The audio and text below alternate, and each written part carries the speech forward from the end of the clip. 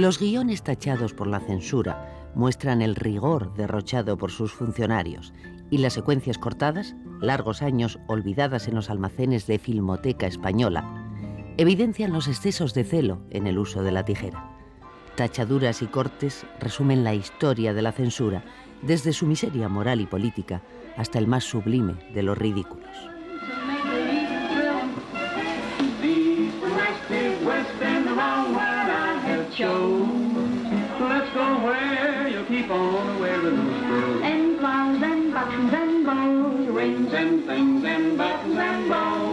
Yo soy fuerte, soy galán, del Oeste Atlético, nace capitán.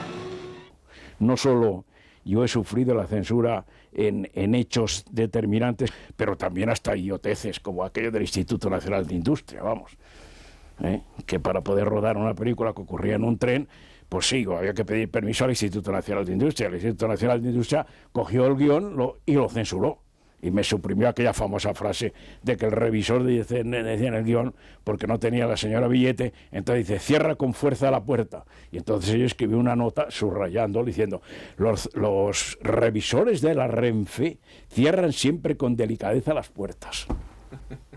Grapao, al oficio, iba un papel en blanco que decía, rollo segundo, suprimir la escena en que ella anda desnuda por no sé qué. Por ejemplo, en La piel quemada me decían esto y yo dije, oiga, señores, no se ve absolutamente nada. Dice, no se ve nada, pero ¿y lo que imagina la cabeza del espectador?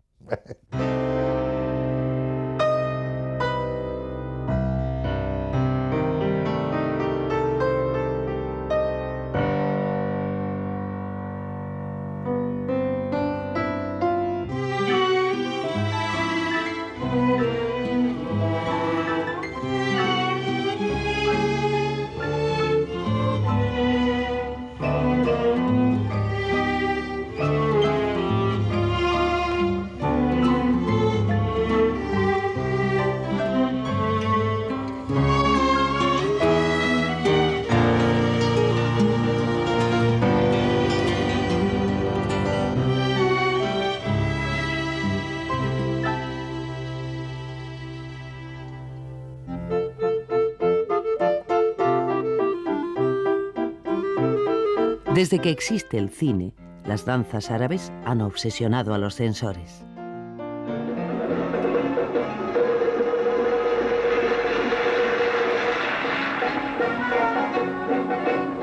Las bailarinas moras, con más o menos velos, aparecen siempre entre los tesoros de los coleccionistas y se repiten como una constante en los archivos de la censura.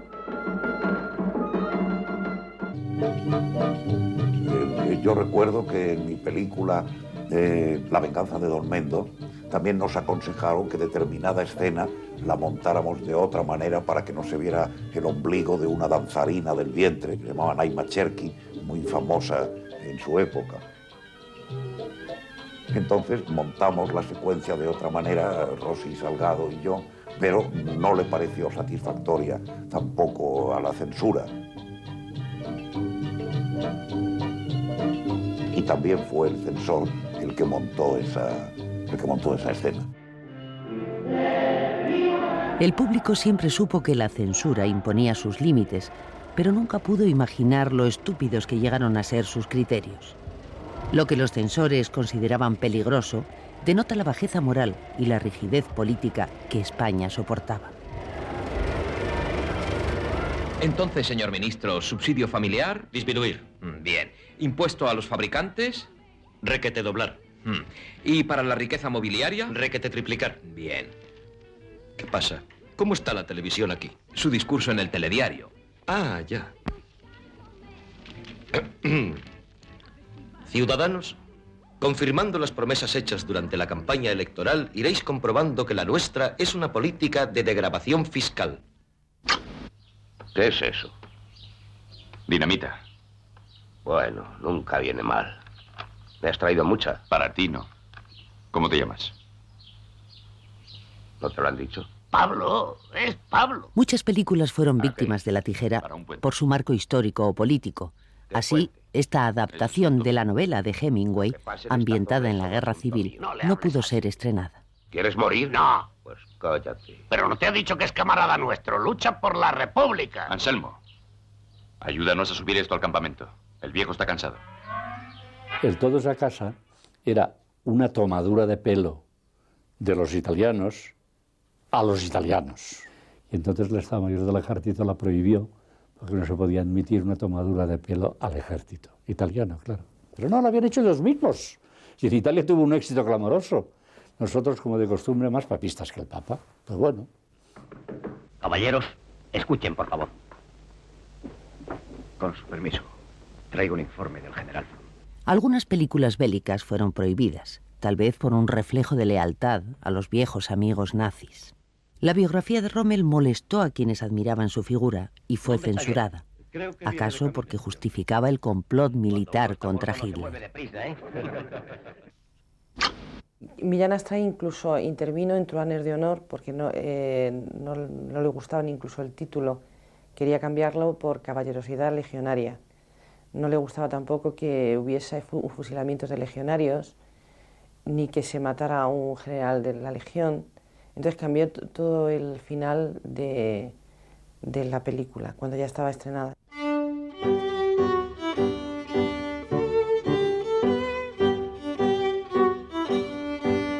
A veces la censura fue más franquista que Franco, como lo demuestra que se cortasen estas palabras suyas.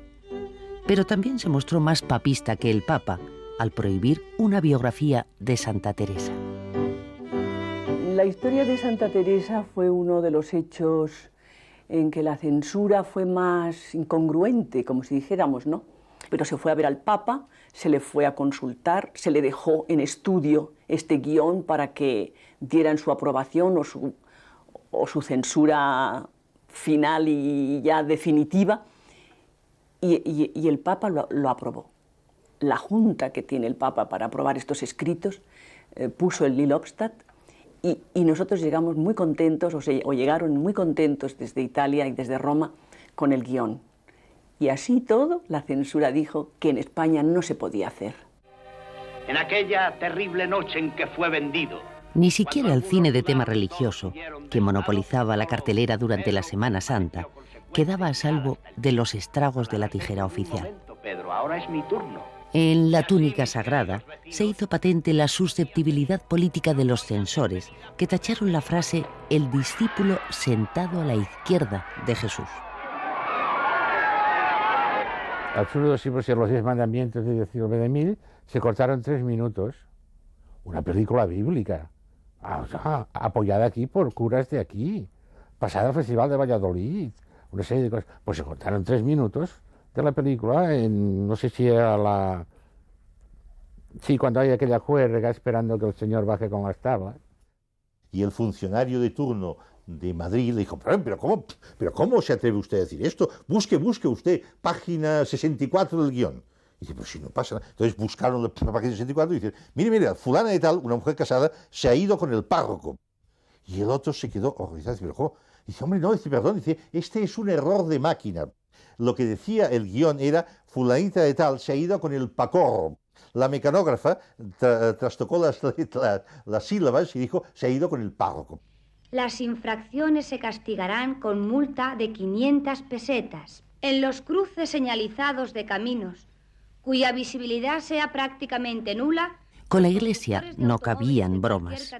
Lo demuestra esta secuencia, prohibida porque las monjas, en el afán de sacar el carné de conducir, sustituían la lectura de textos sagrados por la del código de circulación.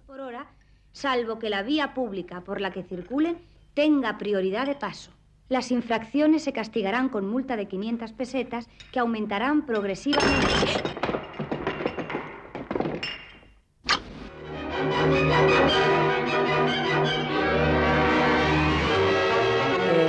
No se podía citar al diablo porque ni se podía ver, no podía estar la imagen corpórea del diablo, ni tampoco se podía citar su nombre, ni que salían estatuas como por ejemplo la del Retiro. ¡Uf! ¡Caramba! Esto ya es excesivo. La excepción estaba en la caricatura. El demonio podía corporeizarse en Fernán Gómez, por ejemplo, pero con los habitantes del cielo había que tener mucho más cuidado. Ya sabes que donde dice Fausto debes leer Faustina. Gracias. Estoy muy orgulloso de merecer tu confianza, pero... ¿Pero qué? Que es mi primer servicio y la verdad... Va, sin cuidado, estás ya investido.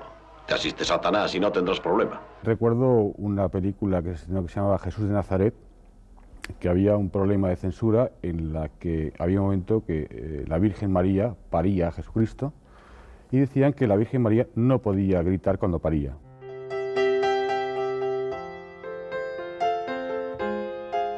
Escenas de amor y hábitos religiosos eran una combinación peligrosa, tanto que hasta don Juan Tenorio fue víctima de la tijera, primero en la versión muda que fue sonorizada tras la Guerra Civil. No es verdad, hermosa mía. Años después, se ordenó repetir la escena del sofá, exigiendo que los actores pusieran menos ardor en la interpretación. Sin enojos como lo haces, amore.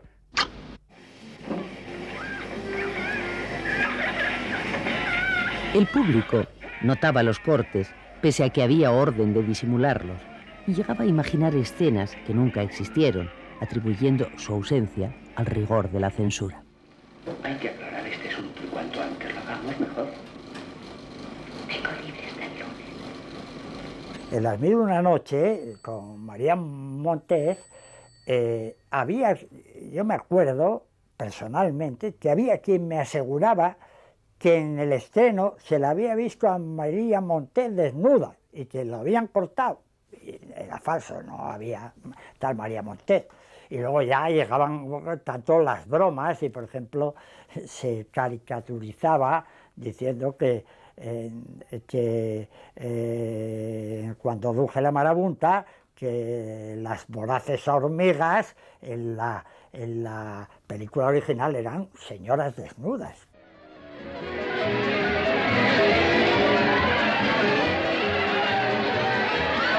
De algunas películas musicales se suprimieron secuencias enteras por considerar inmorales sus pasos de baile.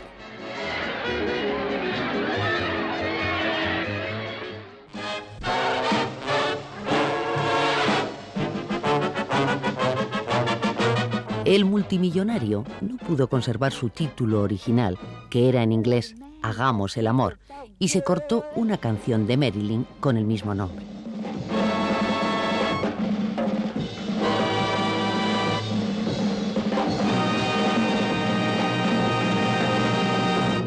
Arce y dale, yo tengo un menino de cola muy larga y pelo muy fino. Arce y dale, yo tengo un morrongo que cuando se encrespa así me lo pongo. Mucho más ingenua y menos sofisticada, esta actuación de Carmen Sevilla también resultó demasiado provocativa para los censores. Dale que pícaro gato, ay morrongo, qué contento si aquí me lo pongo. Ay qué fino, el pelito que tiene el menino. Ay morrongo, qué contento si aquí me lo pongo. Ay morrongo y morrongo.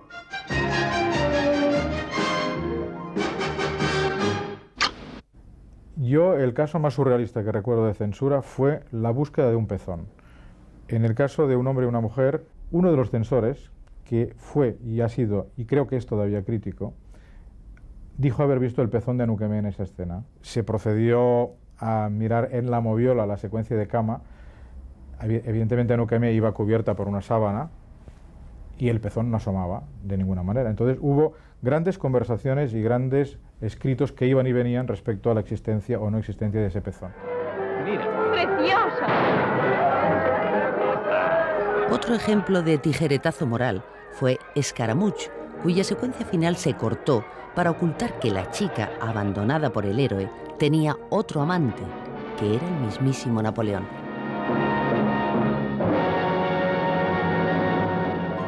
Pero los mayores destrozos los hizo el doblaje. Al cambiar los diálogos, se ocultaba que dos personajes eran amantes.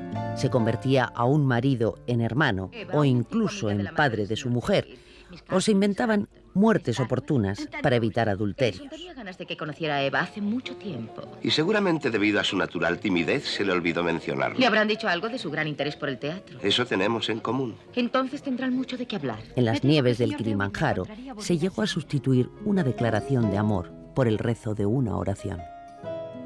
Bueno, yo tenía que decir un nombre, George. No. Y me dijo, no, esto lo has dicho de una manera que la censura lo va a quitar. No lo digas. Es una chica que estaba en la cama con su novio y había un momentito, ¿no?, que le decía George. Y él dijo, no digas George, di George, sin más. Fijaos, esas son las 2 chepas delanteras. No me gustan, qué asco. Y esa es la chepa de atrás. Pero qué mal gusto tienen los terrícolas. Yo no sé qué les verán. Los funcionarios encargados de velar por la moral pública contemplaban a las mujeres como los extraterrestres de esta secuencia, que también fue cortada por inmoral. No se les debe tocar la chepa, pueden interpretarlo de manera distinta. ¿Y aquella qué es? ¿También una mujer terrestre? Claro, tiene los cabellos largos, montículos delante y montículo atrás. Había una secuencia en la petición donde Ana Belén hacía el amor con Emilio Gutiérrez Cava, y que Marciano de la Fuente, que era el director general, me decía que realmente esa secuencia, que él la tenía en la moviola y que sabía perfectamente cómo era, que yo tenía que cortarla porque había momentos en que a Emilio Gutiérrez Cava se le veía el hermano pequeño. Y entonces pues yo tardé algunos segundos en saber o en imaginar a qué se refería.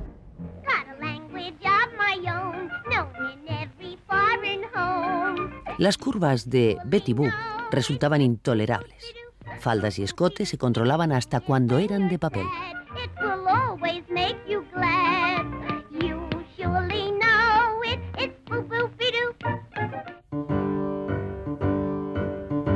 Un dibujo de Betty Grable, colgado en la pared por los marineros de un submarino, hizo que se cortasen varios planos de la película Torpedo. En primer plano había una fotografía, o sea, una reproducción de la novia de Mickey Mouse, con las piernas tal y el escote. Y entonces el censor dibujó el escote mucho más pequeñito y se le bajó la falda y así. El ridículo más sublime se alcanzó en 1966 al prohibir esta secuencia de Stan Laurel y Oliver Hardy por un desnudo inexistente.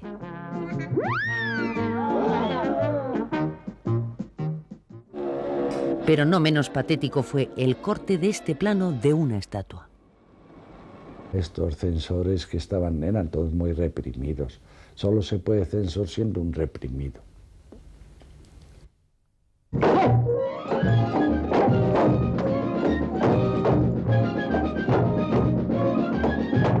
La gran perla de la censura en el terreno de la moral no fue una prohibición o un corte, sino una autorización insólita.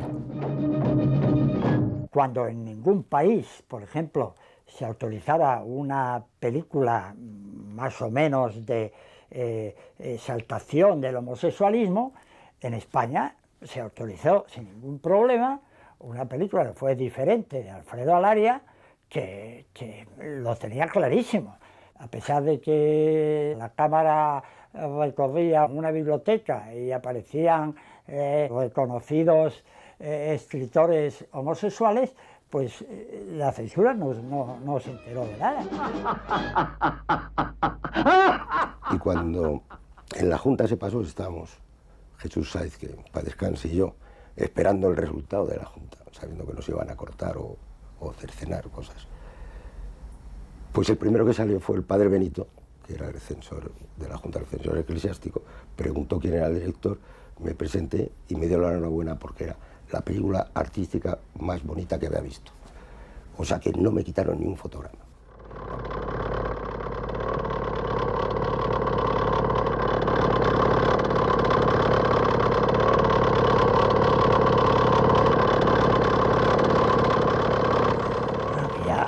Había planos increíbles.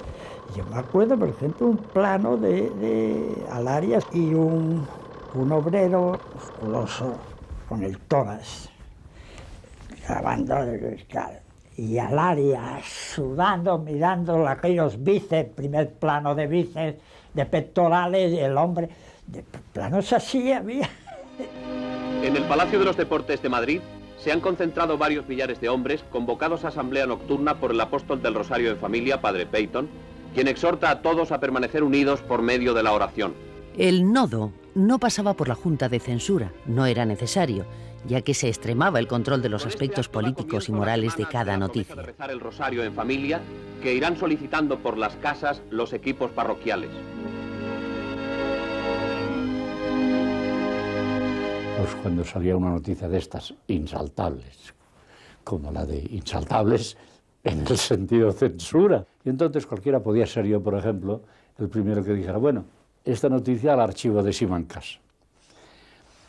Y decía al archivo de Simancas, parece una broma de decir eso que lo llevan a Salamanca. No, es que el jefe de montaje se llamaba Simancas, pues él las iba guardando, hasta que ya no tuvo sitio en su armario.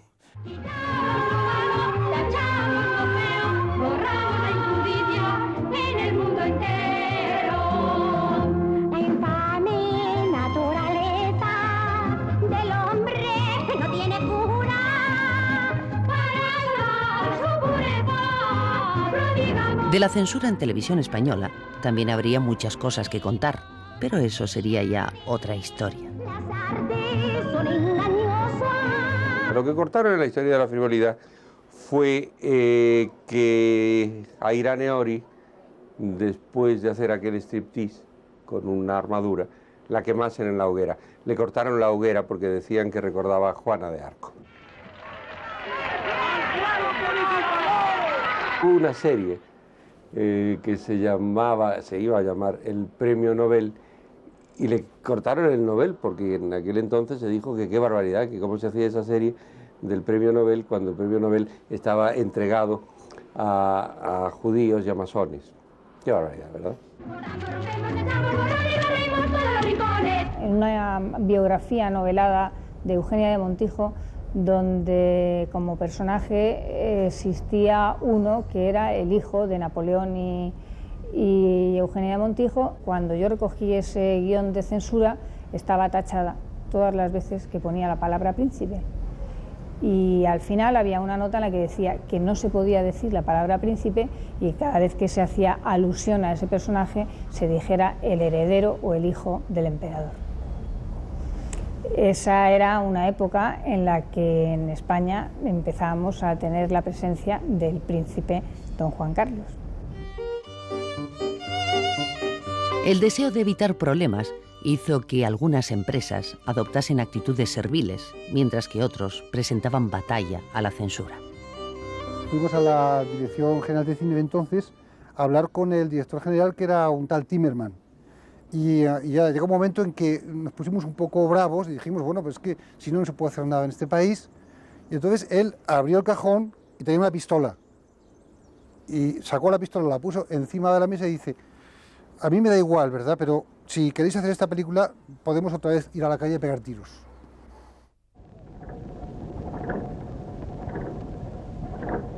Bueno, vamos, a trabajar, a trabajar. ¿Qué hacemos aquí ya? Vámonos.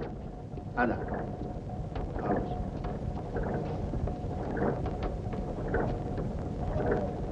Pasen, señores, pasen, que es gratis. Diviértanse contemplando al ciudadano sin hogar. ¿Lo ven? Yo ya resolví mi problema. Confortable, ¿eh? Confortable. ¿No quieren ustedes pasar? Aquí todo es living, señores, todo. Esta es la vivienda moderna. Sin casero, sin contribución, sin vecinos molestos y sin una sola gotera. Bueno, ahora ya no es tan seguro. El inquilino fue uno de los casos más absurdos de la historia de la censura en España. Autorizada por el Ministerio de Información, fue prohibida por el ministro de la Vivienda. Y para ser feliz del todo, sin familia que estorbe. Marta.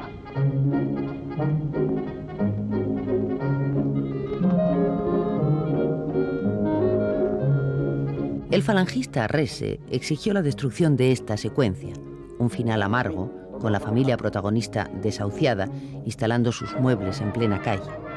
Una denuncia de la falta de viviendas que provocó una tormenta política en el seno del gobierno.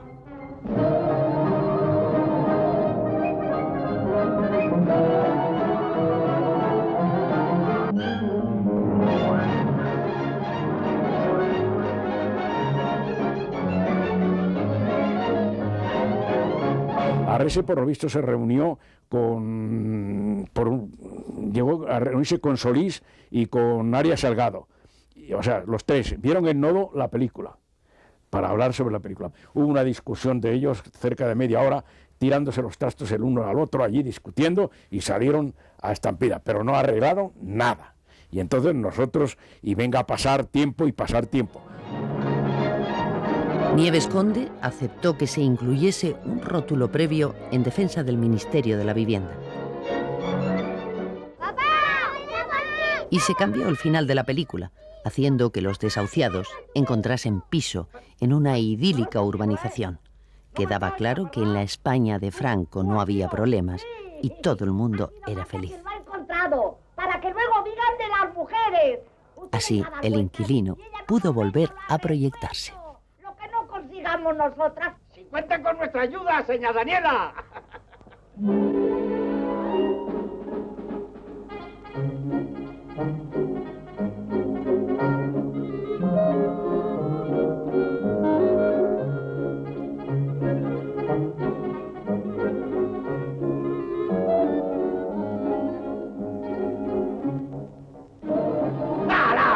¿Pero qué demonios se estáis mirando? ¡A trabajar, hombre, a trabajar! ¡Hala, muchachos, ánimo! ¡Venga ahí! ¡Hala!